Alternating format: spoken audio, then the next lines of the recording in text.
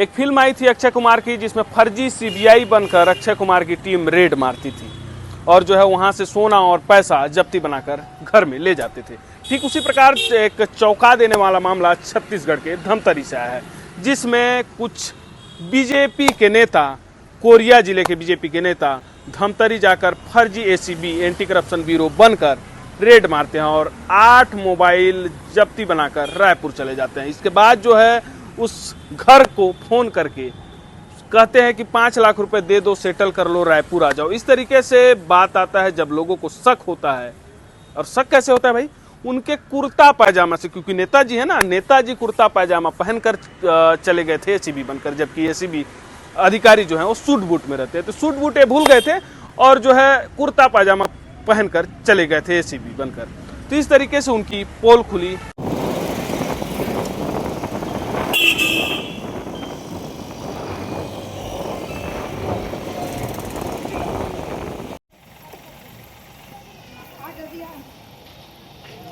तो मम्मी लोहाना ले दो।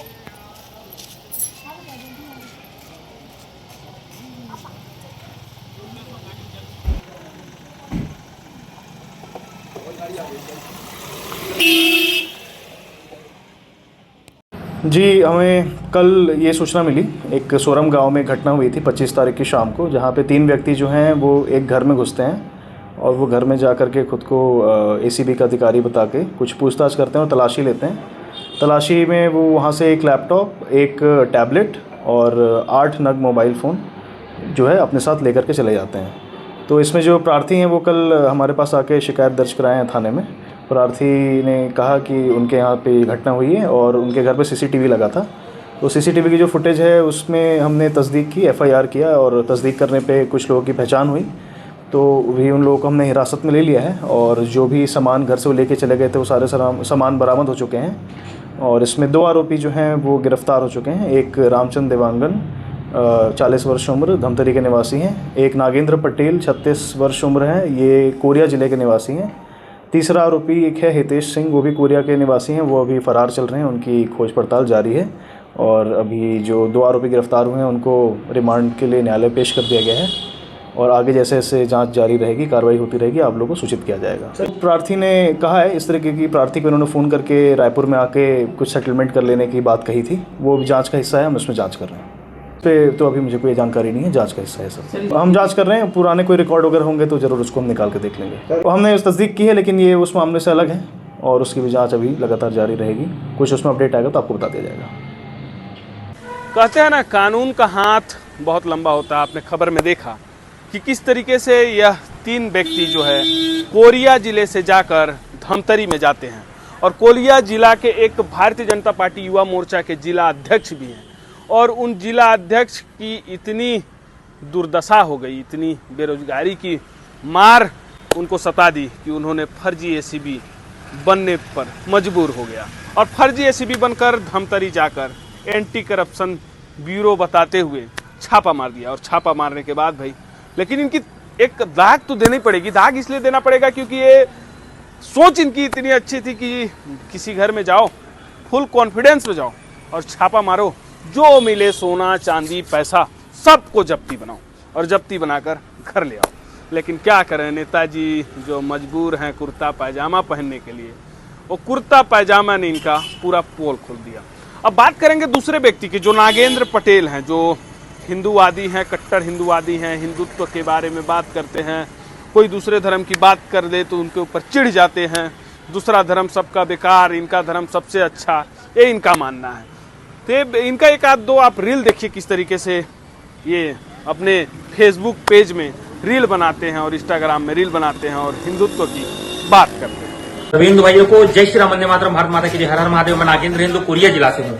आज कोरबा धर्म ध्वजा सम्मान समारोह में आया हुआ हूँ और कोरिया से 150 किलोमीटर कोरबा की दूरी है। आने का एक ही मकसद है कि हमारे ध्वजावाहक हिंदू हृदय सम्राट पोस्ट महल से टाइगर राजा भैया जी को प्रेरणा स्रोत, प्रेरणा लेकर, जिस प्रकार से टाइगर राजा भैया जी ने हमारे देश के आजाद वीर सुभाष चंद्र बोस जी से प्रेरणा लेकर, सुभाष चंद्र बोस जी ने विदेश में रहते हुए भी भारत को आजादी दिलाने के लिए एक सेना स्थापित किया था, जिन्होंने आजाद हिंद सेना बनाया था, उसी को आदर्श मानते हुए हमारे टाइगर राजा भैया जी ने भारत के सभी जिलों में, ये सभी प्रदेश के सभी राज्यों में अपना भारत न कभी गुलाम हो, इसके लिए आज सेना की भांति काम कर रहे हैं और लाखों युवाओं को जोड़ रहे हैं अपने माध्यम से, जिसमें उनको आदर्श मानकर मैं भी कार्य कर रहा हूं। और मुझे बहुत ही गर्व महसूस होता है कि मैं टाइगर राजा भैया हिंदू हृदय सम्राट जी को आदर्श मानकर उनके साथ एक सेना की भांति काम कर रहा हूं। मेरे साथ लाखों लोग काम कर रहे हैं जो कभी भारत कभी गुलाम न बन सके, हमेशा आजाद था, आजाद है और आजाद रहेगा। और मैं सदैव टाइगर राजा भैया के साथ हूँ, सुख में दुख में किसी भी हाल में मैं उनके साथ हूँ। सभी हिंदू भाइयों को जय श्री राम, वंदे मातरम, भारत माता की जय, हर हर महादेव। राम राम भाइयों, चमचो तुम्हारे भाईजान लोग देश छोड़ के भाग रहे हैं SIR के डर से। वही भाईजान लोग जिनको तुम लोगों ने पाल कर पोस कर बड़ा किया है भारत में, और तुम लोग को ये लोग वोट देते थे, चमचो बचाओ उन लोग को, SIR के डर से भाग रहे हैं। वो जान रहे हैं आपके भाईजान लोग, अगर हम लोग नहीं भागे तो हमको लात मार के यहाँ से भगाया जाएगा। अब कैसे करोगे चमचो? इसीलिए तुम लोग SIR का विरोध कर रहे थे कि तुम्हारे भाईजान लोग यहाँ तुम लोग को जो वोट देते हैं ना। तो इस तरीके से ये जो हिंदूवादी और ये जो युवा मोर्चा के नेताजी हैं, तो इनकी पूरी कहानी यह है कि यह कोरिया जिला के एक जिला अध्यक्ष हैं, एक युवा मोर्चा जो है, माफ कीजिएगा, एक युवा मोर्चा के जिला अध्यक्ष हैं और एक जो है हिंदूवादी हैं। तो यह कोरिया जिला से इनकी प्लान बनती है। प्लान बनने के बाद धमतरी में जाते हैं। धमतरी जाने के बाद एक घर में छापा मारते हैं। छापा मारने के बाद जो है वहां से 8 मोबाइल की जब्ती करते हैं। 8 मोबाइल की जब्ती करने के बाद जो है रायपुर चले जाते हैं और जो है उस घर के लोगों को फोन करके बोलते हैं कि आप रायपुर आ जाइए और 5 लाख में सेटल कर लीजिए। जब उनको शक हुआ, पुलिस थाना में शिकायत हुआ। शिकायत करने के बाद जो है जांच हुई। जांच करने के बाद अपराध पंजीबद्ध कर जेल भेज दिया गया। बाकी इधर देखने के लिए शुक्रिया।